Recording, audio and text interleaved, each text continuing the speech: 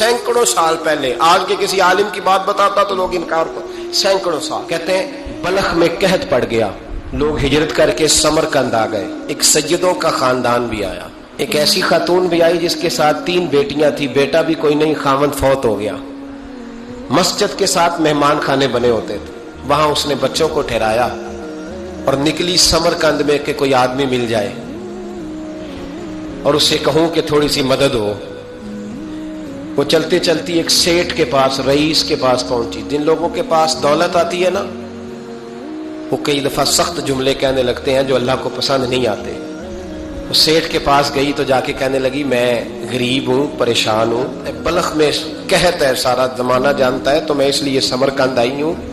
بیٹیوں کا ساتھ ہے, نہ رہنے کو جگہ ہے, نہ کھانے کو روٹی ہے, نہ پہننے کو کپڑا ہے, مہربانی کر تھوڑی مدد کر. کہنے لگا ہو کون؟ تو اس سید زادی نے کان آگے کر کے, ہاں کسی پہ بھی حالات سخت آ سکتے ہیں, اللہ سے ڈرنا چاہیے. کان آگے کر کے نہ کہنے لگی میں سید زادی اور یہاں میرا اپنا کوئی نہیں, مہربانی کر. تو وہ سیٹھ صاحب, چودھری صاحب کہنے لگے مجھے کیسے پتا چلے گا تو سید ہے؟ تو سید زادی نے اپنا پلو کھولا اور اپنے آنسو دونوں آنکھوں سے صاف کیے. تو کہنے لگی اللہ تیرا بھلا کرے, میں ثابت نہیں کر سکتی کہ میں حضور کا خاندان, میرے پاس کوئی دلیل نہیں, میں نہیں بتا سکتی. چل ٹھیک ہے, چلی گئی. کسی نے بتایا کہ یہاں ایک یہودی بھی رہتا ہے, وہ بڑا سخی ہے, یا آتش پرست ہے, یا پارسی ہے کافر غیر, سخی بڑا ہے. اس کے پاس گئی, بیٹھی رہی, لوگ بیٹھے تھے. جب چلے گئے تو قریب گئی, کہنے لگی مجبور ہوں, پریشان ہوں, غریب نہیں ہوں. کہنے لگا بی بی تجھے کبھی دیکھا نہیں, سمرقند کی اتنی آبادی نہیں, میں سارے شہر, تو کون ہے؟ تو کہنے لگی تعارف نہ ہی پوچھے تو اچھا ہے. اس نے کہا چلو اگر پتہ چل جائے تو. کہنے لگی میں مسلمانوں کے نبی کی اولاد ہوں. مسلمانوں. اس نے کہا پیغمبر خدا کی اولاد. اٹھ کے کھڑا ہو گیا, بی بی کو ساتھ لیا, گھر گیا. کہنے لگا جو صاف ستھرا کمرہ ہے نا اسے پھر دھو ڈالو, ایک دفعہ پھر دھو ڈالو. کمرہ دھلایا, صاف کرایا. پھر کہنے لگا بی بی میرے برتن زیادہ صاف ستھرے نہیں, میں نئے نہ خرید کے لا دوں.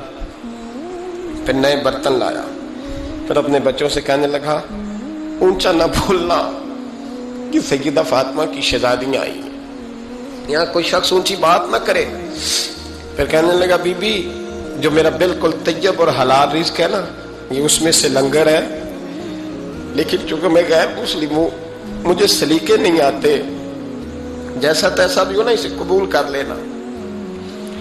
خاتون کو کہنے لگا یہ گھر ہے, جب تک جی چاہے یہاں رہنا, اور دیکھنا ہو سکے تو رات اپنے نبی سے سفارش کرنا, میرا بھی کوئی مسئلہ, میری بھی کوئی قبولیت کہیں ہو جائے. وہ مسلمان کہلانے والا رات کو سویا. کہتے جنت سجی ہوئی ہے, لوگ جنت میں جا رہے ہیں, لائنیں لگی ہوئی ہیں, نبی پاک لوگوں کو جنت میں بھیج رہے ہیں. میں بھی دوڑ کے لائن میں لگ گیا, فرشتے نے میرا بازو پکڑا, کا پیچھے ہٹ.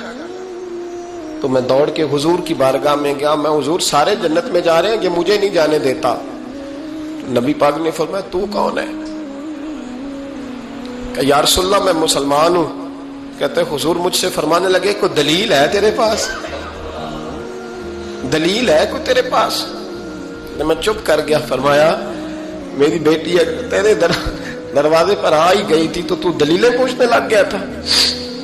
ہم جا دوڑ جا. سویرے آنکھ کھلی تو گلیوں میں ڈھونڈتا پھرتا ہے, تلاش کرتا پھرتا ہے, کونے کونے میں جاتا ہے وہ سادات کا گھرانہ کہاں گیا. ڈھونڈتے ڈھونڈتے اس غیر مسلم کے دروازے پہ جا کے پہچان لیا. تو کہنے لگا خدا کا واسطہ جو تو نے نوکری کی ہے نا ان کی مجھ سے 11 گنا لے لے, یہ سادات کا گھر مجھے دے دے.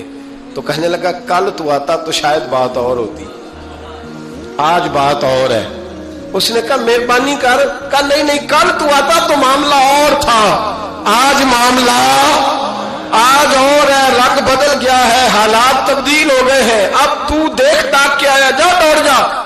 کہنے لگا نہیں مہربانی کر دے دے, تو غیر مسلم میں تیرا کیا تعلق؟ کہنے لگا چپ کر, غیر مسلم میں کل تک تھا, کل سے سجدوں سے پیار کیا ہے تو میرے حالات سنور گئے ہیں, وہ جو نظارے تو نے رات خواب میں دیکھے ہیں میں نے جاگتی آنکھوں سے دیکھے ہیں، میں نے جاگتی آنکھوں سے۔ اور تو نے کسی مفتی پیر عالم کے ہاتھ پہ کلمہ پڑھا ہے، میں نے رات محمد عربی کے ہاتھ پہ کلمہ پڑھا، رسول اللہ کے ہاتھ پہ کلمہ پڑھا۔